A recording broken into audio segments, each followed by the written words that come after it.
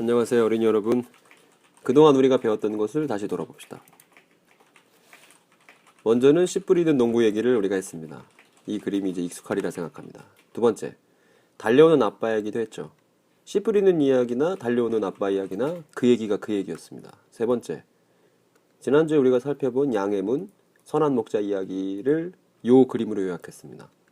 그래서 예수님이 씨에 대한 얘기도 하시고 아들에 대한 얘기도 하시고 양에 대한 얘기도 하시고 이 얘기했다 저 얘기했다 하시는 것처럼 보이지만 사실은 이 모든 이야기들은 단 하나의 이야기를 그려내고 있습니다. 그 얘기가 바로 하나님 나라죠. 악이 다스리는 현 시대로부터의 출애굽, 오는 시대를 통해 함께 떠나는 새로운 하늘과 새로운 땅으로의 여행입니다. 그리고 오늘 영상 말미에 오늘 퀴즈가 뭔지에 대해서 공개를 할 겁니다. 그러니까 퀴즈를 잘 듣고 퀴즈도 잘 맞춰주길 바랍니다.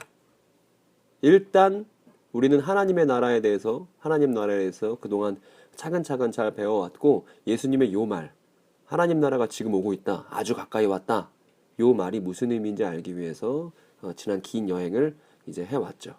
그리고 오늘부터는 새로운 시리즈 15장 예수는 왜 죽으셨는가에 대해서 같이 이야기해 보도록 하겠습니다. 그리고 오늘은 이 예수는 왜 죽으셨는가 시리즈의 첫 번째로서 성전에서 벌어진 일에 대해서 살펴보려고 합니다. 우리 지난주 끝날 때 마지막으로 있었던 그 성경 구절을 다시 한번 읽어볼게요. 늘 그랬듯이 시작하면 여러분들도 같이 따라 읽는 겁니다. 시작. 예수님의 이 말씀 때문에 유대인들 사이에 또다시 둘로 나뉘게 되었습니다.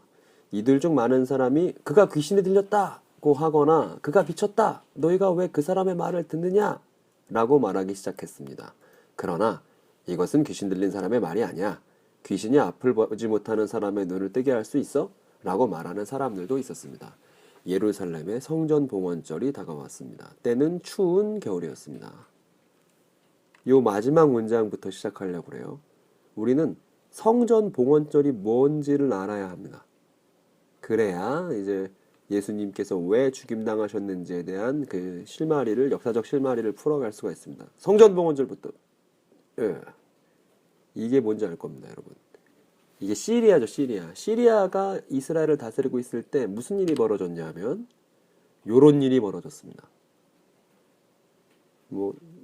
안티오코스 4세라는 왕이 있었는데 이 왕이 쳐들어와서 예루살렘 성전을 능욕했습니다. 그 안에 있는 7촛대를 훔쳐가고 그 안에다가 제우스 신상을 밀어놓고 유대인들이 끔찍하게 싫어하는, 너무나 끔찍하게 싫어해서 그 달려오는 아빠 이야기에 돼지치기라는 얘기도 나오잖아요. 그 끔찍히 싫어하는 돼지를 막 갖다 바치는 사상 초유의 일이 벌어졌습니다.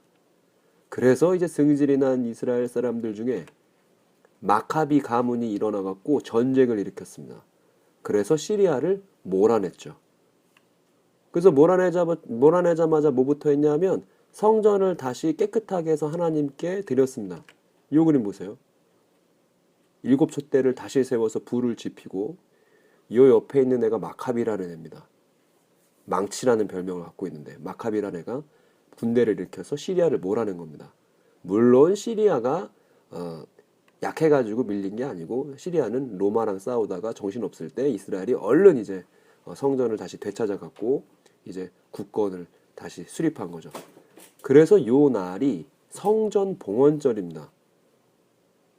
시리아에게 빼앗겼던 그 성전을 다시 깨끗하게 해서 하나님께 드렸다 해갖고 성전 봉헌절이라 지금도 지킵니다. 이렇게 여기 꼬마들이 지키고 있죠. 저 7촛대가 뭘 의미하는지 알 겁니다.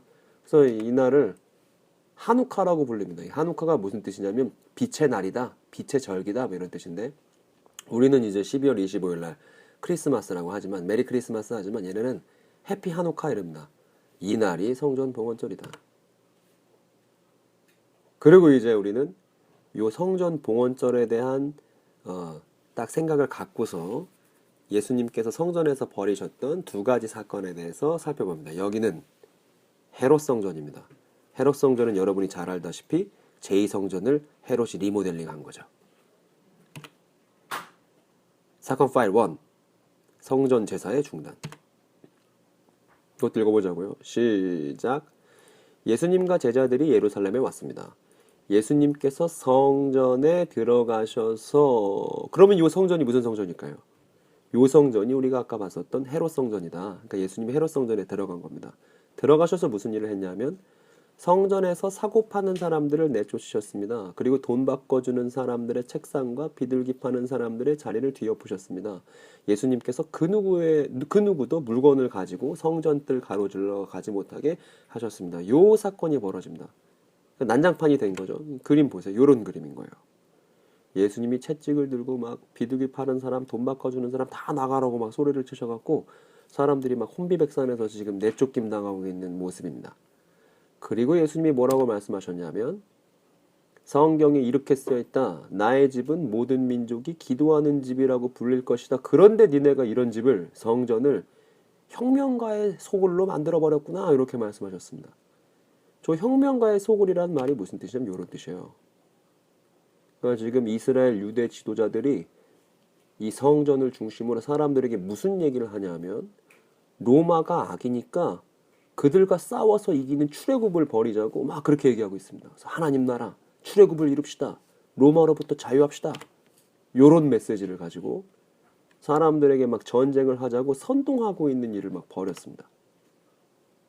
그래서 예수님께서 뭐라 말씀하신 거냐면 니네 왜 하나님 만민이 와서 기도하는 이 하나님의 성전을 왜 편나눠서 싸우게끔 만드는 혁명가의 소굴을 만들어놨어? 뭐 이런 얘기를 하신 겁니다. 이해가 됐죠? 그래서 이제 예수님이 하신 일이 뭐냐면 비둘기 파는 사람들을 다 내쫓았잖아요. 그럼 무슨 일이 벌어졌냐면요. 비둘기는 가난한 사람들이 제사 드리려고 사는 재물이에요. 그리고 돈 바꿔주는 사람은 먼 데부터 양이나 소를 데려오기 힘드니까 코앞에 와갖고 돈 내고 성전 앞에서 양이랑 소를 사는 거예요. 그래서 제사를 드리는 거예요, 하나님한테. 그런데 예수님이 돈 바꿔주는 사람 쫓아냈죠. 그리고 이제 비둘기 파는 사람 쫓아냈죠. 그러니까 무슨 일이 벌어지냐면 성전 제사가 지금 보는 그림과 같이 중단됩니다. 이스라엘한테는 이게 되게 중요한 문제거든요. 페르시아 통치할 때 잠깐 돌아왔었잖아요. 그때 돌아오자마자 열심히 해서 한 게 제2성전 짓고 다시 제사 드려서 그 연기를 통해서 하늘과 땅을 연결하는 일이었는데 이 예수님의 요 일 때문에 성전 제사가 중단되는 사상 초유의 사건이 벌어집니다.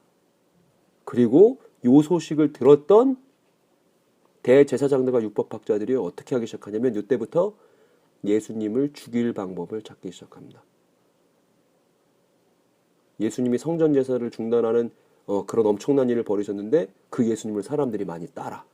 그러니까 이 대제사장들과 율법학자들이 예수님을 두려워하기 시작했죠. 근데 예수님은 성전에서 오래 머물지 않았어요. 왜냐하면 오래 머물다간 잡혀서 죽을 수도 있어. 그래서 밤이 되자 얼른 이제 그 성을 떠났습니다. 그러면 질문이 이거죠. 예수님이 왜 이런 일을 하셨을까요? 왜 성전 가서 왜 그런 비둘기 파는 사람, 돈 바꿔주는 사람을 다 쫓아내서 왜 성전 제사를 중단시키셨을까요? 그게 왜냐하면 이스라엘이 지금 잘못하고 있기 때문이기도 하고요. 두 번째로는 성계예요, 성계. 우리 그때 메시아가 와서 하는 일 배웠잖아요. 하나는 이제 악과의 전투가 첫 번째였고 두 번째는 성전 깨끗 성계였잖아. 이 일은 예수님이 거기서 성전에서 비둘기 파는 사람과 돈 바꿔주는 사람을 쫓아낸 이유는 내가 메시아다. 그리고 니네가 잘못했다. 이런 얘기를 온몸으로 지금 하시는 중입니다. 그리고 두 번째 얘기를 봅시다. 사건 파일 2. 성전이 무너질 때. 예수님께서 성전을 떠나실 때 한 제자가 예수님께 말했습니다. 이렇게 말했습니다. 선생님 보세요. 정말 아름다운 돌이죠? 정말 아름다운 건물이죠? 요 얘기가 얘가 제정신이 아니란 얘기죠. 그죠? 분명히 예수님은 지금 이스라엘의 성전이 지금 잘못하고 있고 혁명가들의 소굴을 만들어놨고 내가 진짜 메시아라서 이 성전을 깨끗하게 해야 된다. 이거를 분명히 말씀하셨는데 제자는 그걸 아는 건지 모르는 건지 막 헤롯 성전 멋있다고 축하하고 박수치고 막 이러고 있습니다. 그런 제자한테 예수님이 뭐라고 말씀하셨냐면 이 큰 건물을 보느냐? 돌 위에 돌 하나도 남지 않고 완전히 작살날 것이다. 이렇게 말씀하셨습니다. 그럼 생각해 보세요. 첫 번째 일어났던 일, 즉 예수님께서 성전에 가서 비둘기 파는 사람과 돈 바꿔준 사람 쫓아내신 일. 두 번째, 이렇게 말씀하신 일, 성전이 무너진다고 말씀하신 일. 요 두 가지의 일을 알면 이 성전에서 종사하고 있는 유대 지도자들이 무슨 생각하겠어요? 얘네들이 무슨 생각하겠어요? 어찌됐든 요 일 있고 나서 예수님과 제자들은 어디로 가냐면 올리브산으로 이동합니다. 이제 어른 성경, 우리 갖고 있는 쉬운 성경에는 올리브산, 어른들이 갖고 있는 개역 성경엔 감람산 이렇게 돼 있는데 올리브산으로 이동합니다. 그러니까 제자들이 뭘 물어보냐면 제자들이 이게 너무 두렵고 떨리는 일이라 생각지도 못한 엄청난 일이라 입 다물고 있다가 이 올리브산에 와서야 성전이랑 멀리 떨어져 와서야 이제 조심스럽게 물어보죠. 뭘 물어보냐면 나 언제 그 일이 일어나요? 언제 성전이 작살나요? 이 얘기를 예수님한테 물어봅니다. 그랬더니 예수님께서 답해 주시는 다음 네 가지. 이게 엄청 중요한 겁니다. 엄청 중요해요. 그래서 이 네 가지를 잘 알아야 돼. 먼저 첫 번째. 성전이 무너지려고 할 때 무슨 일이 벌어졌냐면 먼저는 가짜 메시아들이 나타나고 전쟁 소문이 막 돌기 시작한다. 이렇게 말씀하셨습니다. 본문을 볼게요. 여기도 한번 같이 읽어보자. 시작. 예수님께서 그들에게 말씀하기 시작하셨습니다. 아무도 너희를 속이지 못하게 조심해라. 많은 사람들이 내 이름으로 와서 내가 바로 그리스도다, 내가 바로 인자다 라고 말할 것이다. 그리고 많은 사람들을 속일 것이다. 너희는 전쟁에 대한 소문과 소식을 들을 것이다. 그러나 두려워하지 말아라. 이런 일들이 반드시 일어나야 한다. 그런데 이런 일이 일어나더라도 끝은 아니다. 이렇게 말씀하셨습니다. 그 다음이 민족이 다른 민족과 싸우려고 일어나고 나라가 나라와 싸우려고 일어날 것이다. 여러 곳에 지진이 일어나고 기근도 있을 것이다. 이런 것들은 출산하는 진통의 시작에 불과하다. 이렇게 했습니다. 즉 이런 일이 벌어집니다. 유대 나라와 로마 민족이 유대 민족과 로마 민족이 막 싸우려고 들고 일어납니다. 그래서 막 말발굽 소리, 보병들의 소리에 막 땅이 울리고 사람들이 농사 짓지 않고 자꾸 전쟁하려고 하니까 막 기근이 있습니다. 그런데 요런 소문이 돌고 막 이런 일이 있는 건 출산하는 진통의 시작에 불과하다고 얘기를 했습니다. 뭔가 안 좋은 일이지만 그럼에도 불구하고 이 안 좋은 일을 통해서 뭔가 새로운 일이 있을 거라는 얘기를 예수님께서 하신 겁니다. 두 번째, 폭력에 참여하지 않는 사람들이 생깁니다. 여기 들고 봅시다. 시작. 너희는 주의하여라. 사람들이 너희를 법정에 넘길 것이고 너희는 회당에서 매를 맞을 것이다. 너희가 나 때문에 총독들과 임금 앞에 서게 되어서 그들에게 증언할 것이다. 그러나 먼저 복음이 모든 민족에게 전해질 것이다. 요거이 무슨 얘기냐면 즉 법정에 넘겨지고 회당에 넘겨지는 사람들이 생길 거란 얘기예요. 요 그림을 보면 좋을 거예요. 여기는 로마 법정이에요. 로마 법정에 어떤 사람이 끌려가서 뭐라고 욕을 먹냐면 너 왜 로마에 반역하니? 너 왜 신의 아들께서 다스리는, 왜냐하면 로마 황제를 신의 아들이라 불렀거든요. 왜 로마 황제가 다스리는 로마에 개겨? 왜 로마에 대들어? 이런 꼴을 당하고요. 유대 회당에 가면 너 왜 로마랑 안 싸워? 왜 이스라엘에 협력해갖고 왜 로마랑 전쟁하지 않고 왜 폭력을 안 쓰려고 해? 이렇게 욕을 먹는다는 겁니다.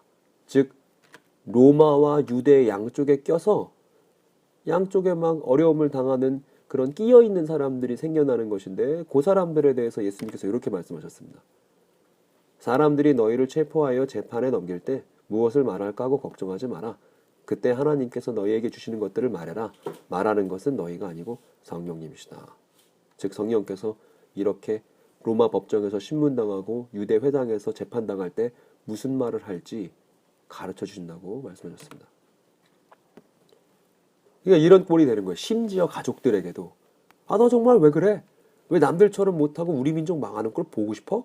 이렇게 손가락질 당하는 일이 가족들 안에서도 벌어지는데 이런 구절이 있습니다. 같이 읽어보자고. 시작.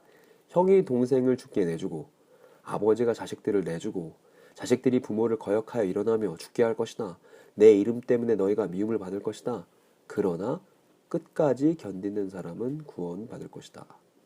즉 전쟁 소문 막 그런 게 막 흉흉하게 있고 거짓 메시아가 나타나고 사람들은 막 끌고 가서 재판을 당하는데 너 로마 편이니 아니면 유대 편이니 막 이러고 있는 와중에 끝까지 견디라는 거예요. 심지어 가족들이 손가락질 할 지경에도 끝까지 견디라는 거예요. 뭐에 견뎌요? 폭력을 쓰지 않는 것에 대해서 끝까지 견디라는 거예요. 어떤 사람도 죽이려고 하지 말라는 거예요. 근데 그 다음이요. 멸망케 하는, 혐오할 만한 것, 그게 나오는데 이제 성전의 무너짐과 전쟁의 위험이 등장한다. 그 다음 구절 보면 멸망에 가증한 것이 서 있지 않아야 할 곳에 서 있는 것을 보거든 읽는 사람은 깨달아라. 유대에 있는 사람은 산으로 도망해라. 방금 전까지는 견디라고 끝까지 구원받을 때까지 견디라고 이렇게 말씀하셨는데 이제 멸망에 가증한 것이 나타나면 견디면 안 돼. 가만히 있으면 안 돼. 도망가야 돼. 그렇게 말씀하신 겁니다. 그리고 이 질문이 있잖아요. 이 질문을 보면 멸망에 가증한 것이 뭐냐 이겁니다. 여기서 서 있지 않아야 할 곳은 성전이거든요. 그럼 멸망에 가증한 것이 뭐냐? 요거를 우리가 풀기 위해서 오늘 영상 맨 처음에 우리가 마카비 혁명에 대해서 공부했던 겁니다. 넘어가 봅시다. 시리아로 돌아가는 거예요. 이거잖아요. 안티오코스 4세라는 왕이 어떻게 했어요? 유대 성전에 와서 7금초 때 훔쳐가고 심지어 니네 하나님 뭐 힘이 세냐 하면서 능욕하면서 제우스 신상을 갖고 와다 성전에 밀어넣었죠. 그것에 지나지 않고 유대인들이 끔찍이 싫어하는 돼지를 막 성전에 바치고 막 그렇게 했습니다. 이때 요 제우스 신상을 가리켜서 뭐라 불렀냐면 멸망에 가증한 것이라고 불렀어요. 이 멸망에 가증한 것이 뜻하는 바는 뭐냐면요. 이스라엘이랑 이방 제국이랑 그 갈등이 최고조에 이르렀음을 보여주는 거예요. 즉, 이 멸망에 가증한 것이라는 의미는 이제 유대 성전이 능욕당할 때쯤이면 이제 전쟁이 터질 거니까 그땐 도망가야 돼. 예수님이 이렇게 말씀하신 거예요. 근데 어떻게 했어요? 시리아가 그렇게 했을 때 전쟁을 일으켰죠. 마카비 혁명이었죠. 요 얘기를 알고 있던 이스라엘 사람들은요. 멸망에 가증한 것이 섰습니다. 즉 티투스 장군이 와서 AD 70년에 이스라엘 성전, 즉 리모델링한 헤롯 성전을 다 무너뜨려 버렸습니다. 이게 멸망에 가증한 것입니다. 이방 제국과 로마 제국의 갈등이 최고조에 이르렀음을 보여줍니다. 예수님은 이미 이 일이 있기도 전에 요 일이 벌어지면 가만히 있지 말고 도망가라고 말씀하셨습니다. 이거 보세요. 제가 읽어볼게요. 지붕 위에 있는 사람은 집에 있는 것을 가지려고 내려와 들어가지 말아라. 밭에 있는 사람은 옷을 가지려고 돌아서지도 말아라. 그때 임신한 여자들이나 아이에게 젖을 먹이는 여자들에게 화가 있다. 이런 일이 겨울에 일어나지 않도록 기도해라. 그때는 어려움이 있을 것인데 이런 어려움은 하나님께서 세상을 만드신 때부터 지금까지 없었던 것이며 앞으로도 이런 어려움은 없을 것이다. 주님께서 이 날들을 줄여주시지 않는다면 어느 생명도 구원받지 못할 것이다. 그러나 하나님께서 선택한 사람들을 위하여 이 날들을 줄이셨다. 이런 구절이 나옵니다. 즉 지붕에 있는 사람은 그냥 가만히 있어. 도망가. 내려오면 안 돼. 밭에 있는 사람도 돌아서면 안 돼. 지금 유대와 로마가 전쟁을 일으켜서 큰일이 날 거야. 언제? 멸망에 가증한 것이 성전에 들어서면. 요 얘기를 예수님 하신 겁니다. 요거죠. 근데 예수님은 도망가라고 말씀하셨잖아요. 이 멸망에 가증한 것이 섰을 때. 근데 이스라엘 사람도 어떻게 했을까요? 싸우자고. 막 싸우자고. 하나님 나라. 로마랑 싸워서 우리가 이깁시다. 이스라엘이 하나님 나라. 옛날에 시리아와 전쟁했듯이 우리 로마랑도 전쟁해서 새로운 마카비 혁명을 이룰 때입니다. 이렇게 사람들을 선동했다 이 말입니다. 예수님이 이렇게 하지 말라 했는데. 그 뒤도 볼까요? 그때 어떤 사람이 여보시오 그리스도가 여기 계십니다. 이 그리스도가 어떤 분이냐면 출애굽을 이루시는 분 아닙니까? 메시아 인자인데 가짜 메시아들이 잔뜩 일어나갖고 사람들을 잘못된 길로 인도하려고 할 것입니다. 그러니까 조심하여라. 이렇게 얘기가 나옵니다. 내가 모든 것을 미리 너희한테 말했다. 예수님이 이렇게 말씀하셨습니다. 정리해 볼게요. 성전이 어느 때 무너져요? 이 질문에 대해서 예수님이 3가지를 말씀하셨는데 먼저는 거짓 가짜 메시아와 전쟁 소문이 있을 것이고 두 번째는 폭력에 참여하지 않는 사람들이 있을 것인데 그 사람들이 유대나 로마나 힘겹게 재판을 받을 것이고 그런데 성령께서 하실 말씀을 가르쳐 줄 것이고 세 번째는 멸망에 가증한 것이 성전에 쓰면 도망가라 요 얘기를 하셨습니다. 그리고 4번째 얘기가 요 얘기입니다. 인자 이야기가 이루어짐.